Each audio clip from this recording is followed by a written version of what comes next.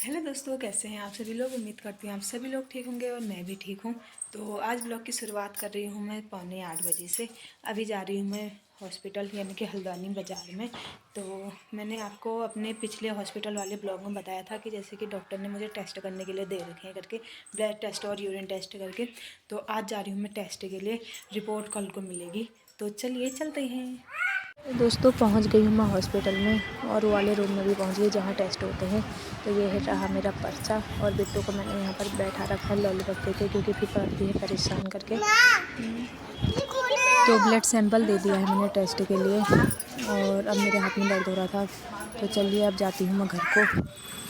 तो एक जगह मैं बैठ गई थी क्योंकि बहुत धूप हो रही थी, छाया में पेड़ के नीचे। यहाँ पर बिट्टू भी बैठ गई थी, और कमज़ोरी कैसी भी हो रही थी पता नहीं क्यों। तो आगे से सामने एक भैया बैठे थे टेलर वाले, तो मैं उनसे मशीन से रिलेटिव कुछ बातें पूछ रही थी। तो उन्होंने मुझे बताया, और अच्छे से बताया।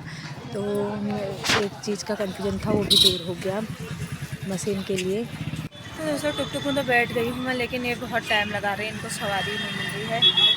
बिट्टू जाने के लिए तैयार है लेकिन चल नहीं रहा करके। तो देखते हैं कब तक आते हैं इनके पैसेंजर, सवारी तक। अब बिट्टू में बैठे रहते हैं ना। बिट्टू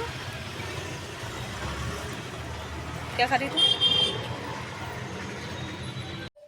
तो दोस्तों 10:30 हो गए। मैं घर आते ही मैंने गाय अंदर बांधी, बाहर से ही मैंने ताला वाला भी नहीं खोला। कमरा तो ऐसे खुला ही था। तो बाहर से ही मैंने गाय को अंदर बांध दिया था, क्योंकि वो धूप में, बहुत ज़्यादा धूप हो रही थी। 10:30 बजे, और दिनों में 9:30 बजे भी बांध देती थी। तो बछड़ा भी था छोटा, तो मैंने बाहर से ही आते ही तुरंत पहले उनको पानी दिया और अंदर बांधा। अब अंदर आके कपड़े चेंज कर लिए हैं, और बिट्टू सो गई है। तो अब मैं सोच रही हूँ मैं रोटी सब्ज़ी बनाऊँ या दाल चावल बनाऊँ। तो देखते हैं क्या बनता है। बनी रहे मेरी वीडियो पे। तो 4 बजे का टाइम हो रहा है दोस्तों। बिट्टू और मैं बैठे हैं बाहर से, यहाँ पर गद्दा बिछा रखा है।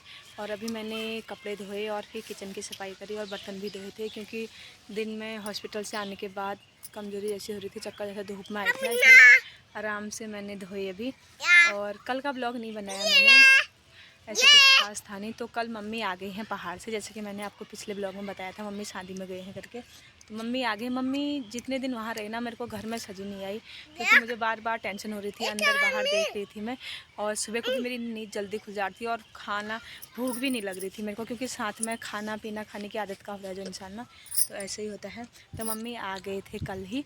तो आज थोड़ा अच्छा लग रहा है ना बिट्टू, वरना सुबह उठ के भी नींद भी जल्दी खुल जा रही थी, और रात को नींद भी नहीं आ रही थी। दिन भर मतलब बाहर ही रह रही थी मैं, कि कहीं जानवर वानवर नहीं आ जाए, कोई मतलब नुकसान ना करे, इसलिए बार बार मैं बाहर आ रही थी। तो आने को तो आज भी आ रही हूँ, लेकिन जब कोई नहीं होता ना आपसे बड़ा घर में, तो ज़्यादा जिम्मेदारी जैसी आ जाती है।